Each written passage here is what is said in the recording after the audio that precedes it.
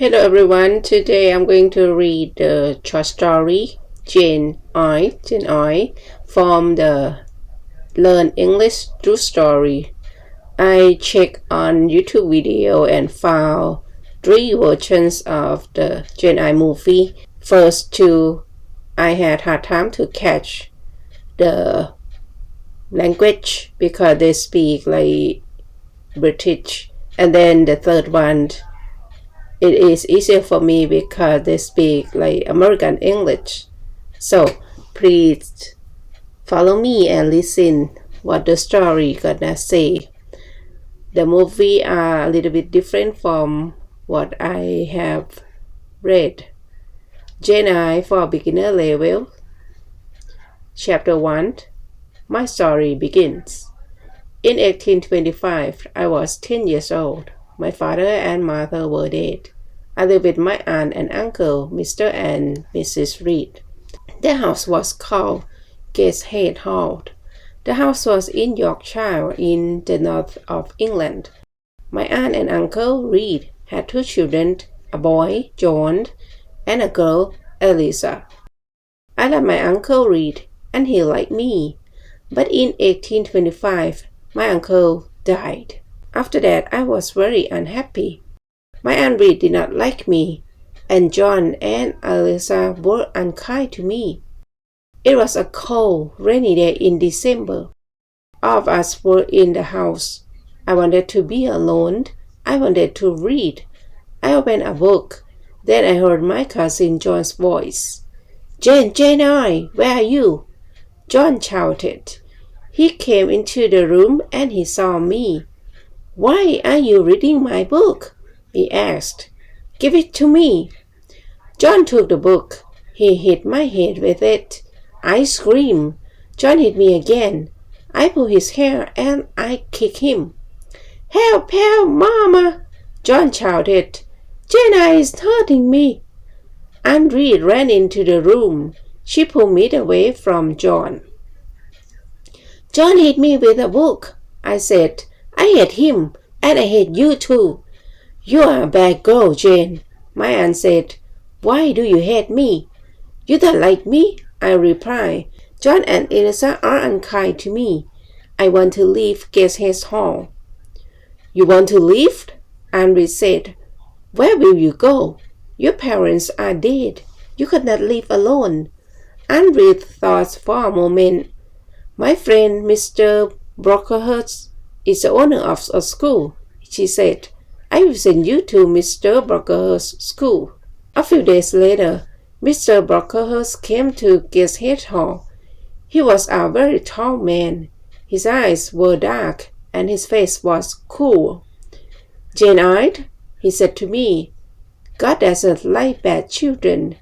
God punishes bad children, Jane Eyre." "God will punish John Reed," I replied. "John Reed hates me and he shouts at me." "That is not true. You are a liar, Jane Eyre," Mr. Brocklehurst said. "You must not tell lies, and you must not live here with your cousins. You will come to Lowood School. You will become a good girl." "I want to come to your school, sir," I said. "I want to leave this house."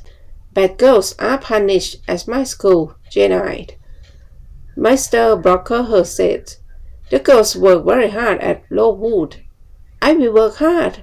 I will be a good pupil, Mr. Brocklehurst," I said. 2 weeks later, I left Gateshead Hall. I went to Lowood School. Chapter 2. Lowood School. It was the month of January. I arrived at Lowood School at night.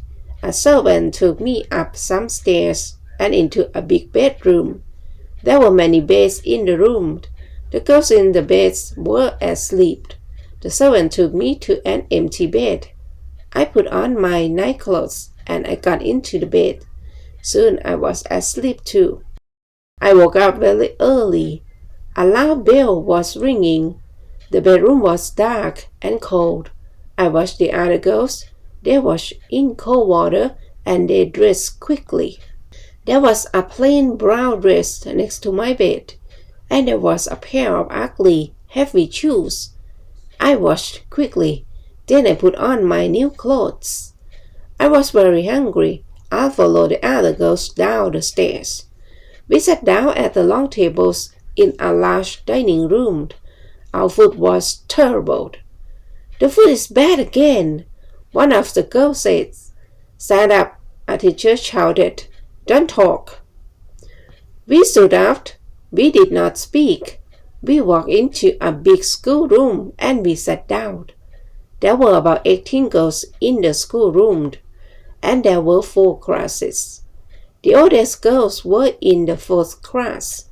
I was in the 1st class. 4 teachers came into the room, and we began our lessons. The lessons were not interesting. First, we read some pages in a book. Then our teacher asked us questions about those pages. After 4 hours, we went outside. It was very cold. Very soon a bell rang. Lessons started again. 3 weeks passed. One afternoon, the head teacher came into the schoolroom. The head teacher's name was Miss Temple. Mr. Brocklehurst was with me. We all stood up. I stood behind an older girl. I did not want Mr. Brocklehurst to see me. Mr. Brocklehurst walked slowly round the room. Everybody was very quiet, and then I dropped my book. Mr. Brocklehurst stopped walking. He looked at me. "Ah, the new girl," he said. "Come here, Jane Eyre." Then he pointed at 2 of the older girls. "You 2 girls, put Jane Eyre on that high chair," he said. "Look at Jane Eyre, everybody," Mr. Brocklehurst says. "This child is bad. She's a liar. She will be punished. Miss Temple, teachers, girls, do not talk to this child." Then he spoke to me again. "Jane Eyre, you must stand on that chair for 2 hours," he said. "You are a bad girl." That evening I cried and cried, but Miss Temple was kind to me. "You are a good pupil, Jane," she said, "and you are not a bad girl. I am your friend, Jane." "Thank you, Miss Temple," I said. Lower School was in an unhealthy place. The buildings were wet and cold. Mr. Brocklehurst owned the school. He was a rich man, but he did not buy warm clothes for us, and he did not buy good food for us. Everybody hated him. In the spring, many of the girls became sick. Some of them left the school, never came back. Many of the girls died. That spring was a terrible time. We had no lessons. Miss Temple and the other teachers took care of the sick pupil. Mr. Brocklehurst had to buy better food for us, and he had to buy warm clothes for us. Mr. Brocklehurst never came to school. The next year, Lower School moved to a better place. It was a healthier place. There were new schoolrooms, new bedrooms, and new dining room. The new buildings were bright and clean. The teachers were happy. After that, I was happy at Lower School too. I was a pupil at Lower School for 6 years. Then I became a teacher. I was a teacher at the school for 2 years, but I never returned to Rochester Hall, and the rest never wrote to me. Chapter 3. Timefield Hall. In 1833, I was 18 years old. In the summer, Miss Temple left Lowood School. She got married. I wanted to leave Lowood too. I wanted a new life. I will be a governess, I thought. I put an advertisement in a newspaper. I had a reply to my advertisement. The reply was from Mrs. Fairfax of Timefield Hall, near Millcote. Millcote was about 70 miles from Lowood School. Mrs. Fairfax wanted a governess for a little girl. I wrote to Mrs. Fairfax immediately. I was going to be a governess at Timefield Hall. I traveled to Millcote in a coach. At Millcote, a servant met me. He took me to Timefield Hall. At Timefield Hall, another servant opened the door. She was smiling. She took me into a small, warm room. A lady was in the room. She was sitting by the fire. "Are you Mrs. Fairfax?" I asked her. "Yes, my dear," she said. "And you are Miss Eyre. Are you cold? Sit by the fire, Miss Eyre, and a servant will bring you some food." "Mrs. Fairfax is very kind," I said to myself. "I will be happy here." "Will I see Miss Fairfax tonight?" I asked. Mrs. Fairfax looked at me. She smiled. "Miss Fairfax? No, no," she said. "Your pupil name is not Miss Fairfax. Your pupil, Adele Warrens." Adele's mother was a French woman. Adele is Mr. Rochester's ward. He takes care of her. "Mr. Rochester? Who is Mr. Rochester?" I asked. "Mr. Edward Rochester is the owner of Timefield Hall," Mrs. Fairfax said. "I am his housekeeper. I take care of Timefield Hall. Mr. Rochester is not here now. He does not like this house. He is often away from home." I was very tired. Mrs. Fairfax took me up to the wide stairs. She took me to my room. I went to bed immediately, and I slept well. The next morning, I woke early. The sun was shining. I put on a plain black dress. I opened my bedroom door. I walked along a corridor and down the wide stairs. I walked out into the sunny garden. I turned and I looked up at my new home. Timefield Hall was a beautiful house with many large windows. The garden was beautiful too. After a few minutes, Mrs. Fairfax came into the garden. She spoke to me. "Good morning, Miss Eyre," she said. "You were working early. Miss Adele is here. After breakfast, you must take her to the schoolroom. She must begin her lessons." A pretty little girl walked towards me. She was about 8 years old. She spoke to me in French, and I replied her in French. After breakfast, I took Adele to the schoolroom. We worked all morning. Adele enjoyed her lessons, and I was happy. In the afternoon, Mrs. Fairfax took me into all the rooms of Timefield Hall. We looked at the paintings and at the beautiful furniture. We walked along the corridors.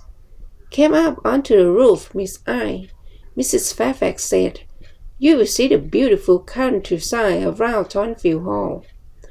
We walked up many stairs. At last, we were at the top of the house. We will walk along the top corridor. Mrs. Fairfax opens a small door, and we walk onto the roofs. "Look, Miss Eyre," Mrs. Fairfax said. "You can see for many miles." We stood on the roof for a few minutes. Then we went back into the house. We walked carefully towards the stairs. The top corridor was narrow and dark. Suddenly, I heard a strange laugh. "Who is that, Mrs. Fairfax?" I asked. Mrs. Fairfax did not reply. She knocked on a door. "Grace," she said. The door opened. Behind the door was a small room. A servant was standing at the door. "Be quiet, Grace, please," Mrs. Fairfax said. The woman looked at Mrs. Fairfax, then she closed the door. "That was Grace Poe," Mrs. Fairfax said. "She works up here. Sometimes she laughs and talks with the other servants. Don't worry about Grace. Please come downstairs now, Miss Eyre." Chapter 4. Mr. Rochester. 3 months passed. I had not met the owner of Timefield Hall. Mr. Rochester had not come home. One January afternoon, I went out and I walked towards the road. I was going to the village of Eyre. I was going to post a letter in the village. Eyre was 2 miles from Timefield Hall. The day was fine, but it was very cold. I walked quickly, and soon I was near the village. Suddenly, a big black and white dog ran past me. A moment later, a man on a black horse followed the dog. Then I heard an angry shout. The dog ran past me again. It was barking loudly. I turned round. The horse had fallen on the icy ground, and the man had fallen from the horse. I walked towards them. "Can I help you, sir?" I asked. "My horse fell. I've hurt my foot," the man said. The horse stood up. The man tried to stand up too, but he could not stand. He fell onto the ground again. The man was about 35 years old. He was not handsome, but he had a strong face. He had dark eyes and black hair. He was not very tall, but his body was powerful. "I'll bring somebody from Timefield Hall," I said. "Do you live at Timefield?" the man asked. "I am the governess," I replied. "Ah, yes, the governess," the man says. "Help me, please." The man stood up very slowly, and he put his hand on my shoulder. He walked slowly towards his horse. I helped him. He put himself onto the horse. "Thank you. Now go home quickly," the man said, and he rode away. I walked on to the village, and I posted my letter. Then I returned to Timefield Hall. Bright lights were shining in the big house. I went inside. A big black and white dog walked towards me. It came from the dining room. I had seen the dog before. "Whose dog is that?" I asked a servant. "It's Mr. Rochester's dog," the servant replied. "Mr. Rochester has come home, but he has hurt his foot. His horse fell on some ice." I smiled. The owner of Timefield Hall had returned, but I did not see Mr. Rochester again that day. I saw Mr. Rochester the next day. He sent for me in the evening. I put on a clean dress. I brushed my hair carefully. Mr. Rochester was in the large sitting room. He was sitting in a big chair. His right foot was on a small chair. Mrs. Fairfax and Adele were sitting with him. "This is Mrs. I, sir," Mrs. Fairfax said. Mr. Rochester looked at me. He did not smile. "Sit by the fire, Miss I," he said. "Where have you come from?"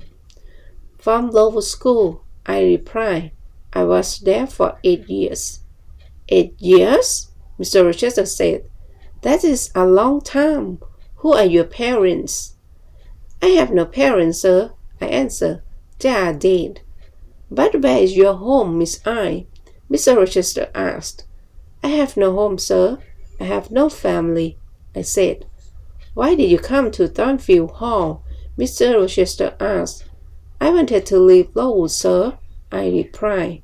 "I put an advertisement in a newspaper." Mrs. Fairfax replied to my advertisement. "Yes, I did," Mrs. Fairfax said. "Miss I is a good teacher, Mr. Rochester." Mr. Rochester smiled for the first time. "You are very young, Miss I," he said. "I am 18, sir," I replied. Mr. Rochester smiled again. He did not ask me more questions. After that evening, I did not see Mr. Rochester for a few days. Then one night, he sent for me again. "Sit near me, Miss I," he said. "Mrs. Fairfax will talk to Adele." I sat down quietly, but I did not speak. The fire was very bright. I saw Mr. Rochester's face clearly. I saw his large, dark eyes. He was smiling. He was happy. After a minute, Mr. Rochester spoke. "Miss I," he said, "you are looking at me very carefully. Am I a handsome man?" "No, sir," I said. "You speak the truth, Miss I," Mr. Rochester said. "Look at me again. Am I a kind man?" "No, sir," I said again. "You are smiling now, but you are not always kind." "That is true," Mr. Rochester replied. "I have had a difficult life. I have met bad people. I have been a bad person myself. Now Timefield Hall is my home, but I hate this house. You are very young, Miss I. You cannot understand me." "You are right. I don't understand you, sir," I said. I stood up. "Where are you going?" Mr. Rochester asked. "It's late. Adele must go to bed," I said. "Are you frightened of me, Miss I?" Mr. Rochester asked. No, sir, I replied. But you say strange things, sir. Mr. Rochester smiled. Take Adele to her bedroom now, Miss Eyre, he said. We will talk again tomorrow. After that night, we talked together many times. Mr. Rochester was an interesting man, but he was a strange man too.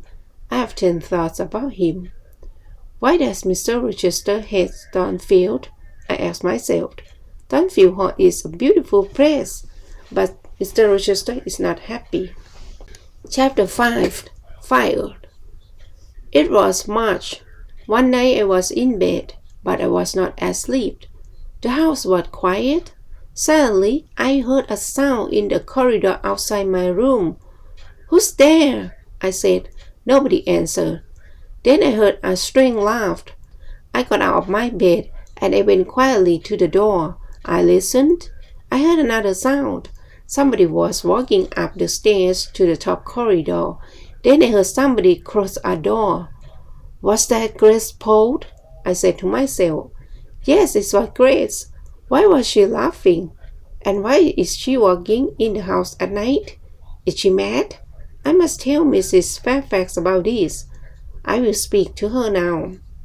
I put some clothes and I opened the door. There was a candle on the floor outside my room. The candle was burning. There was thick smoke in the corridor. I went to the corridor. I looked around me. The door of Mr. Rochester's bedroom was open, and the smoke was coming from Mr. Rochester's room. I ran into the room. I sat in a chair by the window. Time passed. At last, Mr. Rochester returned. Please don't worry, Jane, he said. Grace Poole is a strange woman, but she won't hurt anybody tonight. I stood up. Good night, sir, I said. Mr. Rochester held my hand. He looked at me and he smiled. Thank you, my dear friend, he said. You saved my life tonight, Jane. Good night, sir, I said again. I went back to my bed. I was very tired, but at first I could not sleep. Suddenly, I understood something. I loved Mr. Rochester. He had smiled at me. He had held my hand. Did he love me? I did not know, but I thought about Mr. Rochester for a long time. I did not see Mr. Rochester the next day. He did not send for me. In the evening, I went down to Mrs. Fairfax's sitting room. The housekeeper was looking out of the window. The weather has been good today, Mr. Fairfax said. Mr. Rochester had a good day for his journey. His journey? Where has he gone? I asked. I was surprised. He has gone to Ingram Park, Mrs.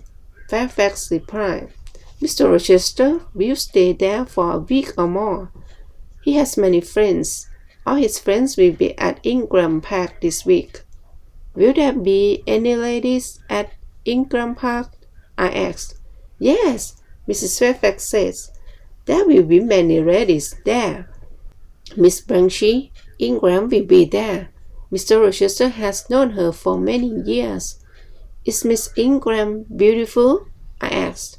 Yes, she is beautiful, Mrs. Fairfax said. Will Mr. Rochester marry her? I asked. Mrs. Fairfax smiled.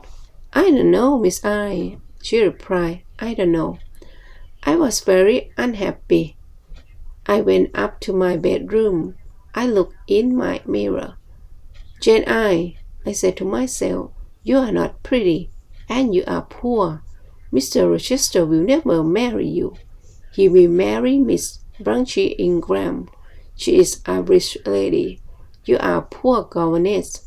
Forget Mr. Rochester, Jane Eyre. Forget him. Chapter 6. Guests at Timefield Hall. 2 weeks later, a letter arrived for Mrs. Fairfax. Mr. Rochester will return on Thursday, Mrs. Fairfax said. Some of his friends will come here with him. There will be many guests at Timefield Hall. On Thursday evening, Mrs. Fairfax, Adele, and I were in Adele's bedroom. Mrs. Fairfax was looking out of the window. "The guests are arriving now," Mrs. Fairfax said. I went to the window and looked out. There were 3 carriages. 2 people were riding horses. Mr. Rochester was riding his big black horse. A beautiful young woman was riding a white horse. Mrs. Fairfax pointed to the young woman. "This is Miss Ingram," the housekeeper said. Then she went downstairs. Adele wanted to go downstairs too. "No, Adele," I said. "We cannot go downstairs tonight. Mr. Rochester is talking to his guests." The next day, Mrs. Fairfax came into the schoolroom. "Mr. Rochester wants you to meet his guests tonight, Miss Eyre," she said. "Adele must meet them too." Later, Adele and I went quietly into the sitting room, and soon 8 ladies came into the room.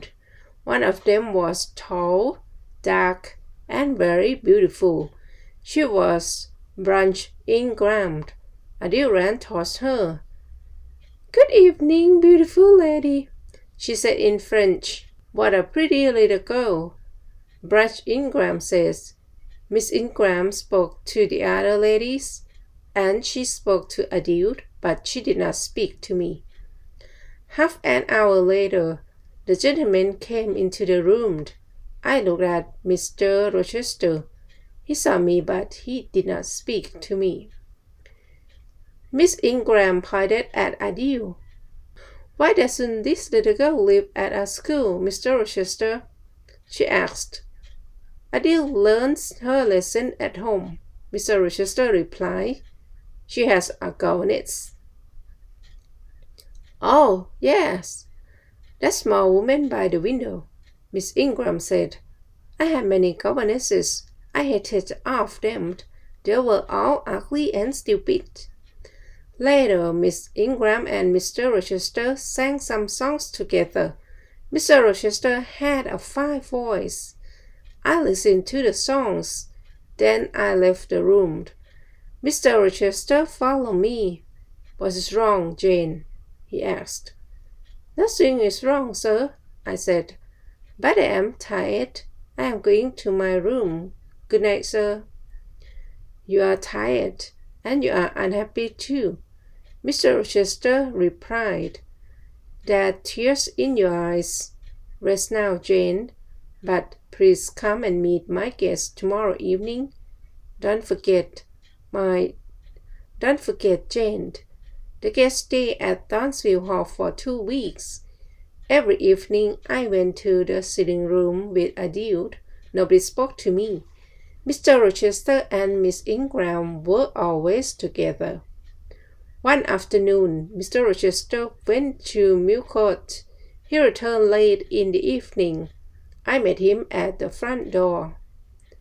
"Another guest has arrived, sir," I told him. "His name is Mr. Mason. He has come from the West Indies." Suddenly, Mr. Rochester's face was pale. He held my hand tightly. "Mason, the West Indies, Mason," he said. "Are you ill, sir?" I asked. "Jane, my little friend, I've had a shock," he said. "Bring me a glass of wine, please." I went quickly to the dining room, returned with a glass of wine, and I gave it to Mr. Rochester. "What are my guests doing?" he asked. "They are eating and laughing, sir," I replied. "Mr. Mason is talking to the other guests." "One day they will all hate me," Mr. Rochester said. "Now go into the dining room again. The Mason to meet me in the library." I gave Mr. Mason the message. Then I went to my bedroom. I got into my bed. Later, I heard Mr. Rochester coming up the stairs with Mr. Mason. They were laughing and talking. Soon I was asleep. Chapter 7. A Terrible Night. Some hours later, I woke up. A terrible cry had woken me. The moon was bright. Its light was shining through my window. I listened. Then I heard somebody shouting, "Help, help, Rochester, help me!" The voice came from the top corridor. "Help, help!" I got out of bed, and I put on a dress and some shoes. I opened my door. All the guests were in the corridor outside the bedrooms. They were all asking questions. "What happened?" they asked. "Is there a fire? Who is hurt? Where is Mr. Rochester?" "I'm here," Mr. Rochester said. He was walking down the stairs from the top corridor. "What is wrong, Mr. Rochester?" Miss Ingram asked. "What has happened?" "Nothing is wrong," Mr. Rochester replied.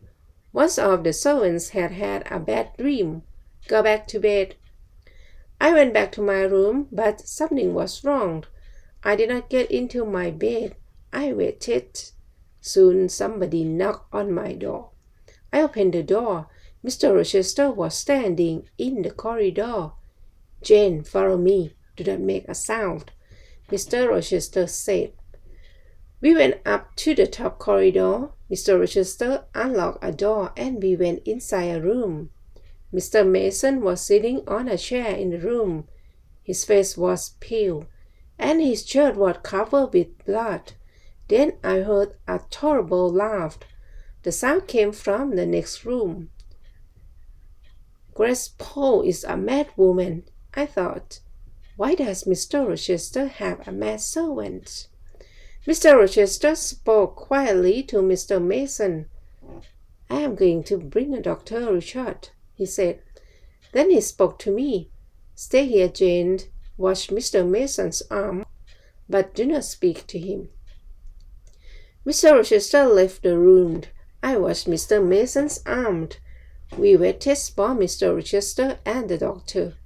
Mr. Mason did not speak to me, and I did not speak to him. After 2 hours, Mr. Rochester returned. The doctor was with him.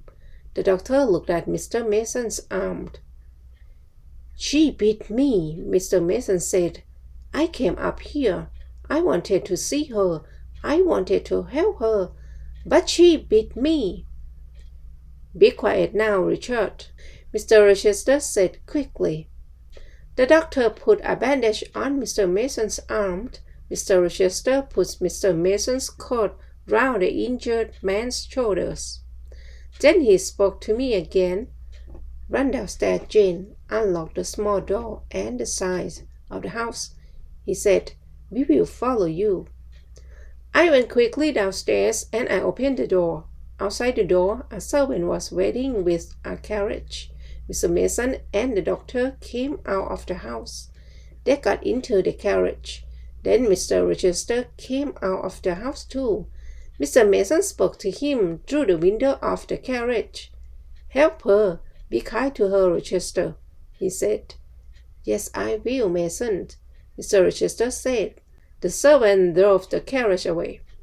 "Will you walk in the garden with me, Jane?" Mr. Rochester asked. "I do not want to sleep now." "Yes, I will, sir," I said. Soon it was morning. The birds were beginning to sing. The flowers had a sweet smell. "It has been a strange night, Jane," Mr. Rochester said. "Were you frightened?" "I am frightened of Grace Poole," I said. "She will hurt you one day." "I am stronger than she is. She will not hurt me," Mr. Rochester said. He looked at me for a few moments. "Are you my friend, Jane?" he asked me. "Yes, sir. I will be your friend forever," I replied. "Thank you, my dear," Mr. Rochester says. "I have made mistakes. Now I want to be happy. That is not wrong, is it, Jane?" He stopped speaking for a minute. Then he said, "Go into the house. I'll talk to you tomorrow." But the next day I had a letter from Gateshead Hall, my Aunt Reed's house. The letter was from my cousin Elsa. I started the journey to my Aunt Reed's house immediately. I arrived there the next day. My Aunt Reed was very, very ill. She could not move, and she did not speak to me. I wanted to return to Timefield Hall. I wanted to see Mr. Rochester, but Elsa wanted me to stay at Gateshead Hall. After 3 weeks, my aunt spoke to me at last. She spoke very slowly. "Are you Jane Eyre?" she asked. "Yes, Aunt Reed, I am Jane Eyre," I replied. "There is a letter for you," Aunt Reed said. "It is in my desk. Call Eliza, please. She will get the letter." Eliza came into the room. She opened the desk and she gave me a letter. "Read the letter, Jane," my aunt said. The letter had come from Madeira, but it was 3 years old. I answered the letter. Aunt Reed said, "I hated you, Jane. I did not want you to have your uncle's money. I wrote to John I. I wrote, 'Jane I is dead. She died at law school. I am sorry, Jane. I was wrong.' Mrs. Reed died that night. I left Gateshead Hall a few days later. I took my uncle's letter with me. Mr. Rochester met me at Timefield Hall. 'Welcome back to my house,' he said. 'This is your home, Jane.' 'Thank you, sir,' I said. 'I am very happy here.' Mr. Rochester's guests had left. No other visitors came to Timefield Hall. Every day Mr. Rochester and I talked together, and every day I loved him more. Chapter 8. In the Garden. In June, the weather was hot. One evening, I walked into the garden. Mr. Rochester was there too. "Do you like this house, Jane?"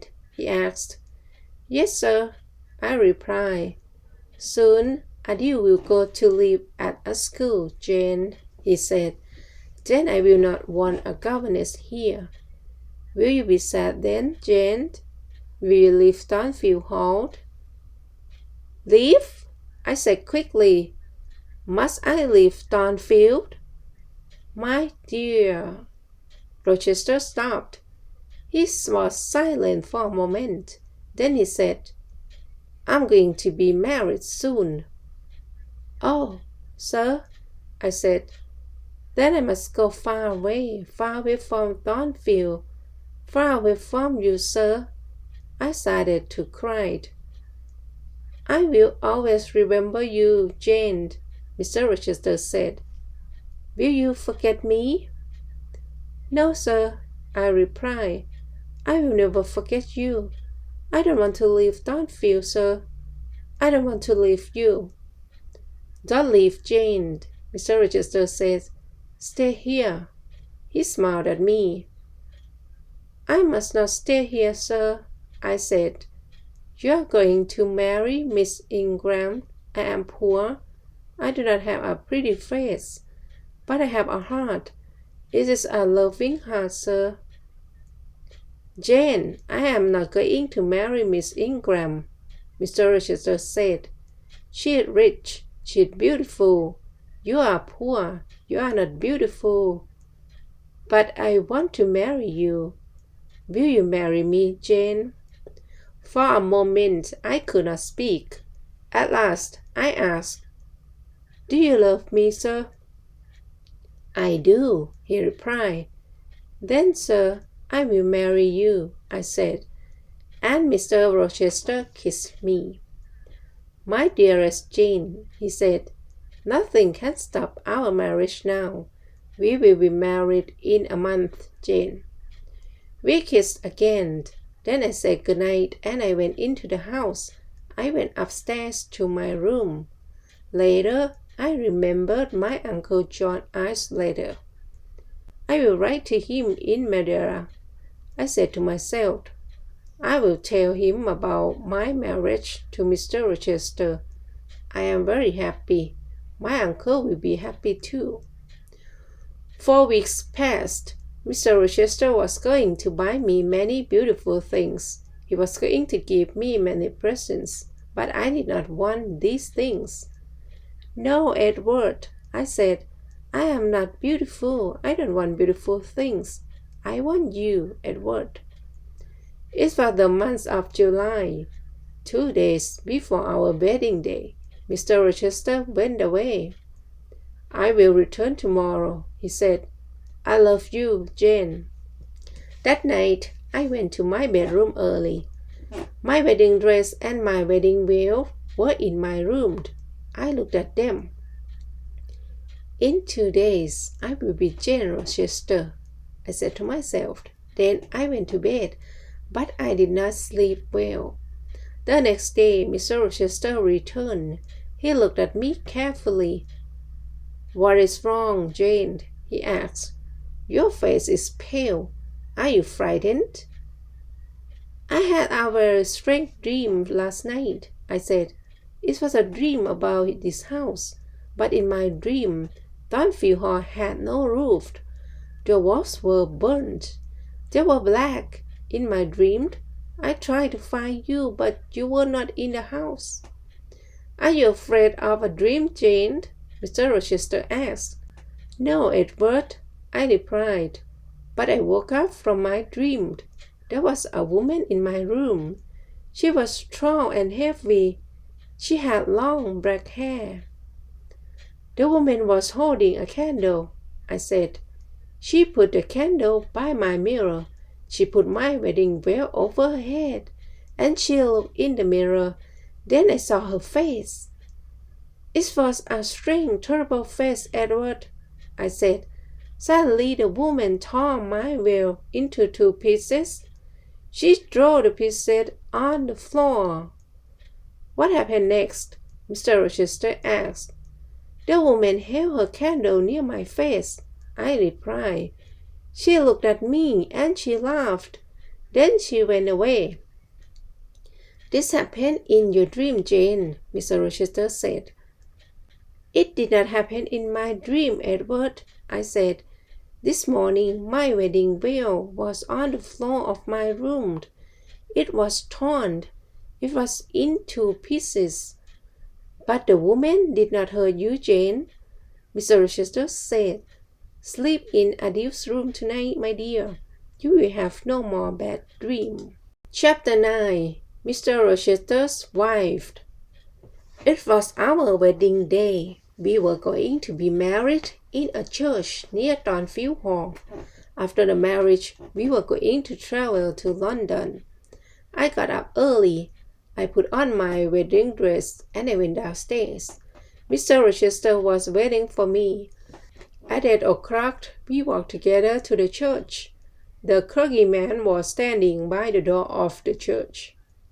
There were 2 other people inside the church, 2 men. They were sitting in a dark corner. I could not see them very well. The clergyman started to speak. At every marriage, the clergyman asks an important question. He asked the people in the church, Is there a problem about this marriage? The clergyman spoke loudly. He asked this question and he waited. There was silence for a moment, and then one of the men in the dark corner stood up. He spoke loudly. There is a problem. These 2 people must not be married, he said. There is no problem, Mr. Rochester said to the clergyman. Please go on with the marriage. No, I cannot go on with the marriage, the clergyman replied. He spoke to the man in the corner. What is the problem, sir? He asked.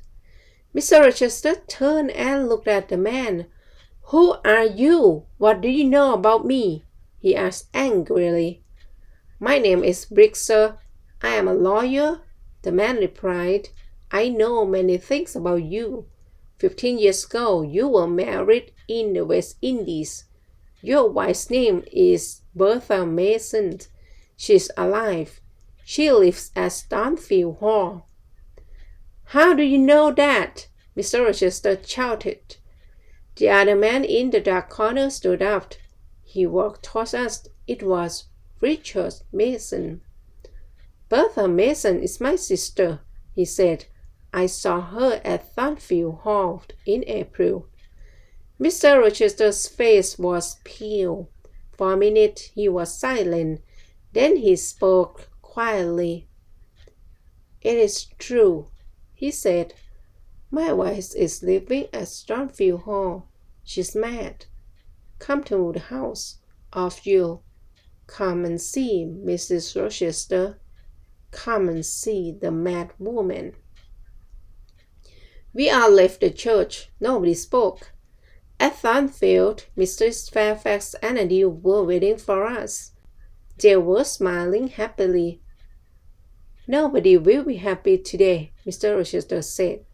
We are not married. Briggs, Mr. Mason, the clergyman, and I follow Mr. Rochester. We followed him up the stairs. He took us to the top corridor. He unlocked a door and we went into a small room. I had seen this room before. We walked through the room to another door. Mr. Rochester unlocked this door and we saw a larger room. Grace Poole was sitting in the room, but another woman was there too. She was tall and heavy. Her dark hair was in front of her face. The woman turned and looked at us. I knew that terrible mad face. I had seen it in my bedroom 2 nights before. The mad woman saw Mr. Rochester. She screamed and she ran towards him. Be careful, sir, Grace Poole said. The mad woman was very strong. She screamed and she hit Mr. Rochester, but Mr. Rochester held her arms. This woman is my wife, Mr. Rochester said angrily. I wanted to forget about her. I wanted to marry this young girl, Jane Eyre. Was I wrong? He was silent for a few moments. Then he spoke quietly. Yes, I was wrong, he said. I loved Jane Eyre, but I was wrong.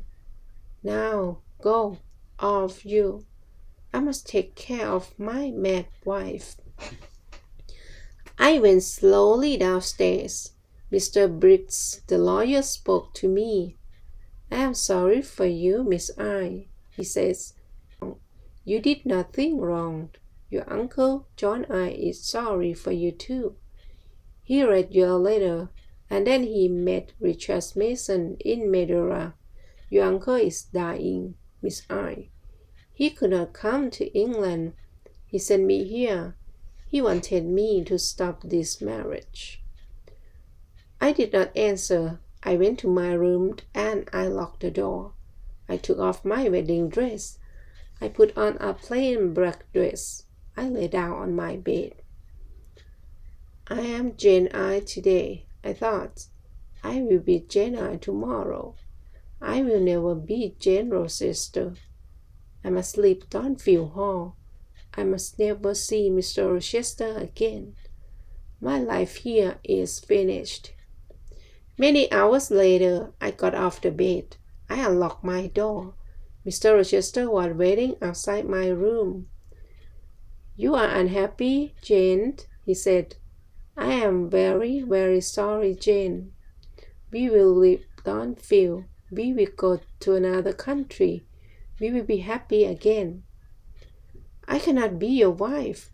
I cannot live with you, I said. I must leave you at once. Listen, Jane, Mr. Rochester said. My father wanted me to marry Bertha Mason. Her family was very rich. I married her. My father was happy, but I was not happy. But I was mad, and she was a bad woman. Nobody told me about her. She was married to me, but she met other men. She was drunk every day. She tried to kill me many times. After 4 years, I brought Bertha here to Timefield Hall, Mr. Rochester said. Then went away. Grace Poole took care of Bertha. I met other women. One of them was a French singer. She was Adele's mother. Adele is my daughter, Jane. But I did not love the French singer. I did not love anybody. I came home to Timefield Hall. Jane, you came here and I love you.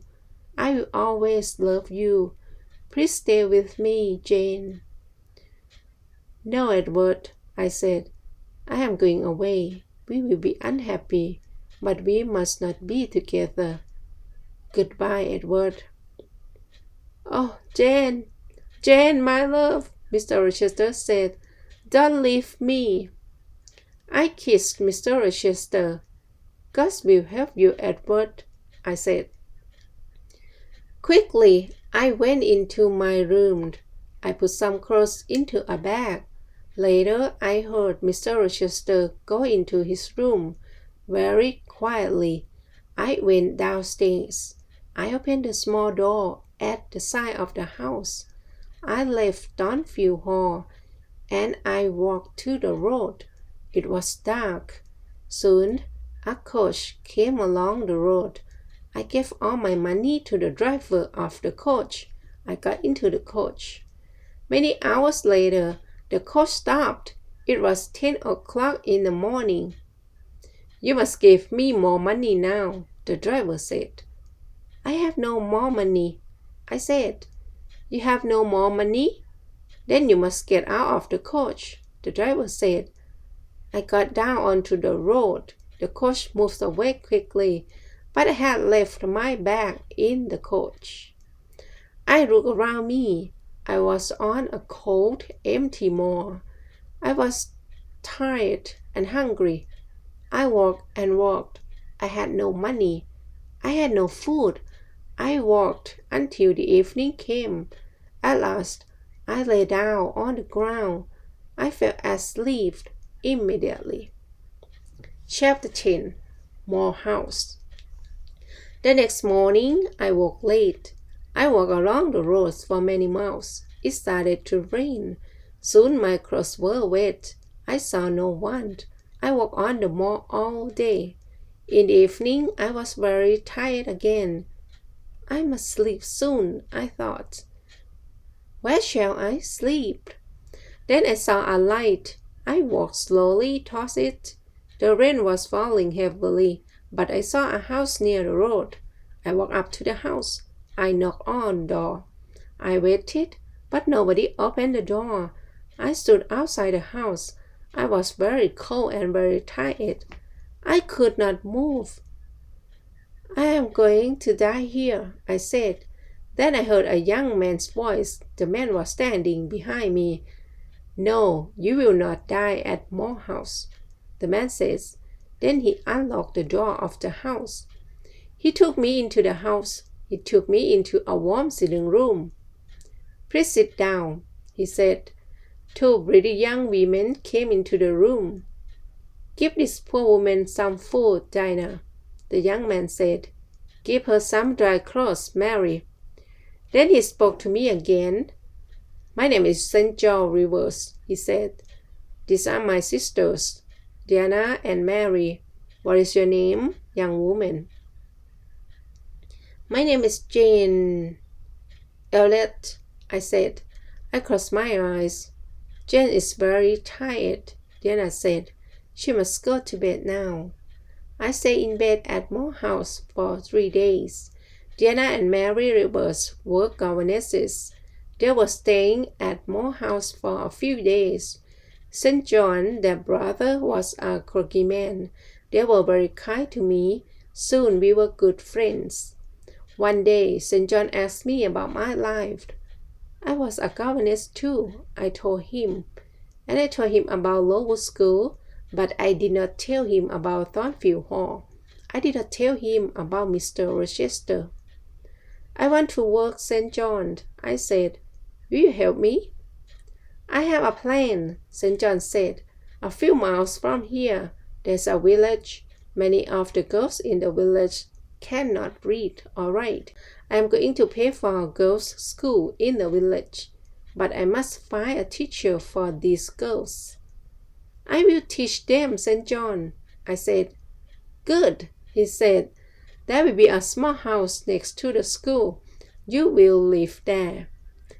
3 days later, a letter arrived for St. John. Dear Mary, our Uncle John is dead, he told his sisters, but we will not have any of his money. He gave the letter to his sisters. They read it. Uncle John was our mother's brother, Diana told me. He was very rich, but he has given all his money to another niece. We do not know her. Soon I went to live in the village. I lived in the house next to the school. Every day I taught the girls. My pupils worked hard, but I was not happy. Every day I thought about Edward Rochester. Does he think about me? I asked myself. 4 months passed. One day, St. John Rivers came to my house. He was holding a letter. He was worried. What is wrong? I asked. I want to ask you 3 questions, Jane, he replied. Is your name Jane Eyre? Do you have another name? Do you know Jane Eyre? I looked at him for a moment. I did not speak. I have some news for Jane Eyre, St. John said.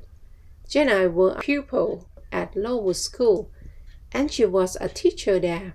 Then she was a governess at Timefield Hall, the home of Mr. Edward Rochester. How do you know this? I asked. What do you know about Mr. Rochester? How is he? I don't know, St. John said. This letter is from a lawyer. The lawyer tells a story about Mr. Rochester. Mr. Rochester had a mad wife, but he tried to marry Jane Eyre. She left Timefield.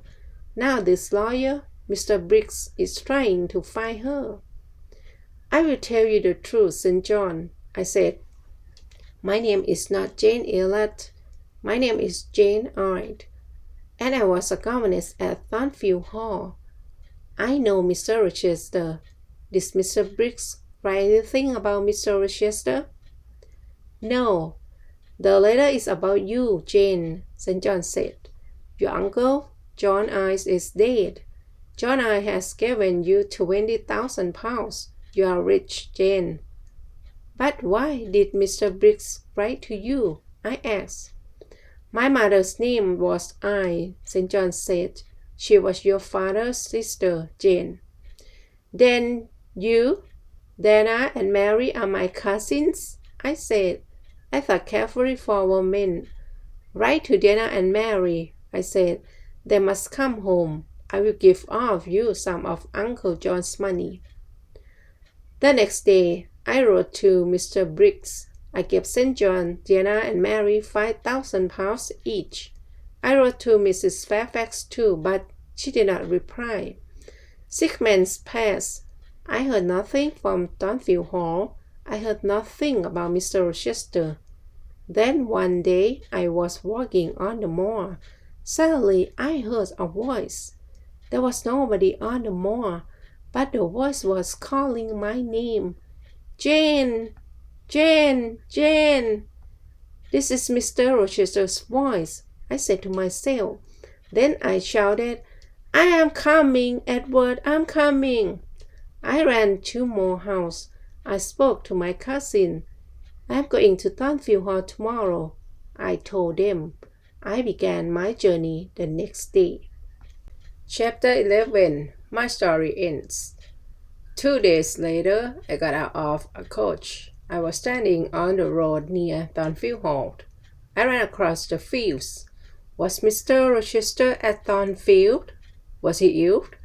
And then I saw the house. The house had no roof. Its walls were burnt and black. Nobody was living there. I looked at the burnt, black house. I had seen this before. I had seen it in a dream. I was frightened. Where was Edward Rochester? I went to the village of Eyre. I asked about Timefield Hall. I asked about Mr. Rochester. 3 months ago, there was a fire at Timefield Hall. A man told me. The mad woman burned the house. She was Mr. Rochester's wife. Was Mr. Rochester in the house? I asked. Yes, he was there, the man replied. He tried to save his wife's life. He went into the burning house, but the mad woman jumped from the roof. She died. Was Mr. Rochester hurt? I asked quickly. Yes, he was badly hurt, the man said. He is blind. He can't see. And he has only one hand. Where is he? I asked. Where is he? He is living at Ferdin. It is an old house about 30 miles away, the man said. Do you have a carriage? I asked. I must go to Ferdin immediately. I got out of the carriage near Ferdin. I walked to the house. I knocked on the door. The servant opened it. I knew her. Oh, Miss Eyre, you have come, she says. Mr. Rochester has been calling your name. A bell rang in another room. That is Mr. Rochester's bell, the woman said.